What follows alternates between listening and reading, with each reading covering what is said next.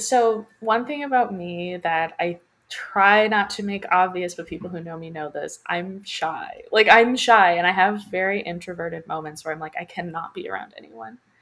So the context for that is just that like I signed up to join college radio like my first day of undergrad and Me too. Yep. and then I didn't do it because I was too nervous because so at Yale the radio station is technically not on campus, or at the time it was like further off campus. They've moved since then. And it's like an affiliated organization, but it's not like one of the clubs of the school basically. And so I was really afraid to go there. I was like, what's going to happen if I go? So then a few of my friends joined second semester and I saw them having a lot of fun and I was kind of like jealous. So finally my sophomore year I joined and I started. And, I had a show with one of my best friends from undergrad where we did a lot of talking about indie music. We were hanging out the other week and she reminded me that our first episode was roasting Pablo Honey. The first Radiohead album, right? Yes. Yeah. So, the two of us, she's also a critic. And I think the two of us kind of had this show where we would just like talk about music together and play a lot of like indie stuff. And then I also had a show on my own where I played the concept for the show was like pop music that's influenced by contemporary classical. So, like, I would play like Become Ocean and then like something ambient. You know what I mean? Like it was kind of that idea. Or like Velvet Underground, like things like that.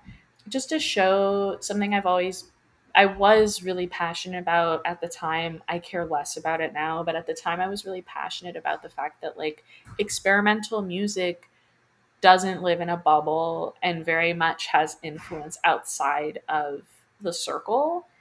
And so I really just wanted to show people that. And that show was called Classic. And it was really fun. The playlists are still on my Spotify. I Oh, just awesome. learned. And I I'd haven't love looked to at check them. those out. But that was kind of and I was co music director with two other people. I think the taste kind of there was we were very into like what was in like 2016. Was this a radio station with like a unified sound, or was it more like a community college radio station where like every hour a student got to kind of do their own thing? Because the station I started at in undergrad was very much like very structured NPR classical music. It was like a very structured format, very journalism heavy kind of newsroom work. And I'm really bummed out that I never got to be a part of like a community radio station where I could just do whatever I wanted. There's a radio station in Lexington, Kentucky that I love that I'll shout out. I feel compelled to shout out. It's WRFL.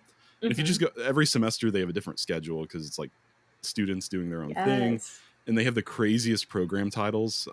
Just Love absolutely it. I absolutely love them. You can turn it on in the middle of the day and it's like country western or like dance, Love like it. EDM music. It doesn't Yes. make sense, and I love that about that station. Was it like so? Anyway, just a Yeah. tangent to ask you, what was your station like? It was the latter. It was you could do whatever you wanted. And like some people had talk shows, like there were dating shows and things. There were also obviously music shows and we were online. So we didn't have to follow FCC rules. It was really just whatever. And we had this chat and I'll never forget. I had like 7 weekly listeners, like 5 to 7. But there was this random person who listened every week from Italy. And I don't know who it was, but it really like meant something to me that I could like just be chatting with like these people who were listening. And I had like one fan who listened every week and would be like, oh, I was just listening to Schoenberg. And I'd be like, how's the 12 tone, And it had a real, so it was community radio and it also had a community spirit, I think is what I'm trying to say. Like we partnered a lot with like this local music venue, which at the time was new, now is not new. College Street Music Hall. They do like most of the big indie shows that come through New Haven. Like I've seen like Slow Dive there. We went to this amazing Dinosaur Jr. and Cloud Oh, Nothings show. that's awesome. Yeah, so Built to Spill, like it was those kinds of bands, and we would partner with them and go for free. And that was I loved that. That was such a great perk. But it was very like, we also hosted our own shows. We had like this anti-fling festival every year, which was sort of like anti-spring fling, which was like the mainstream music festival. So, there was a real community behind it, but I would say it was a specific type of person who was involved. Like it was very like indie focused and indie forward. And at the time that was like Mitski pre-fame. Right. Yeah. Yeah. Like Mitski played Anti-Fling, which is That's kind of a awesome. crazy thought of just her with the drummer. And like Speedy Ortiz, like Frankie Cosmos, like that sort of era of indie, Porches.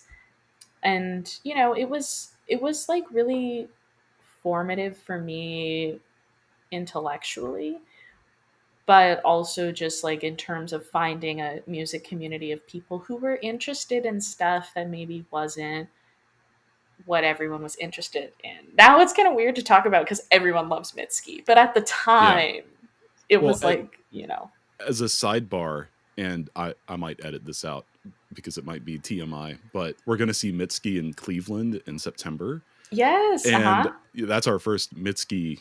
It'll be our first Mitski show. And we had to like enter a lottery. I entered the lottery for Cleveland and Detroit so because it's like the same distance. And then like you have like 37 seconds to get your tickets once you get the link. And it's like, what is going on? Like, it's like, wild. I love Mitski. Her music's amazing, but Mhm. how does she sell out her shows worldwide at big venues instantly? It doesn't make sense to me.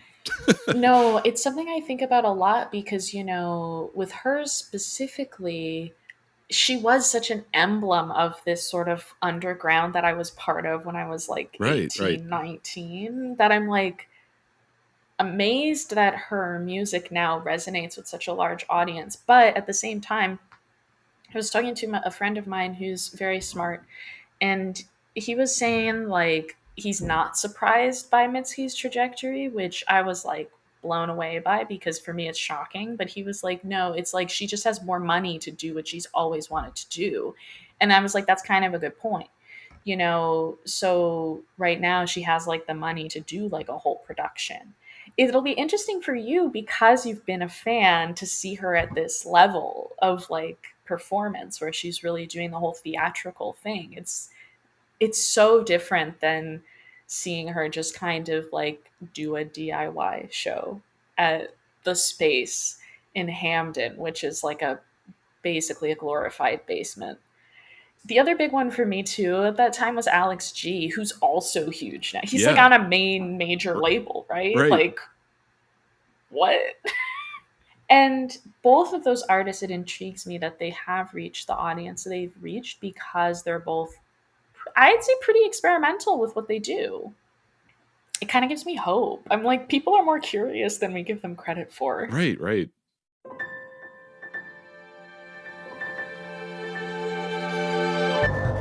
Thank you so much for tuning in to Micromaker by Loose Leaf Transmissions.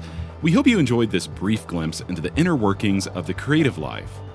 If this resonated with you, be sure to check out the full conversation on Music Maker with Tyler Kline, a podcast exploring craft and process, philosophy and inspiration, and the honest, often messy parts of being an artist, creative uncertainty, purpose and identity, and resilience.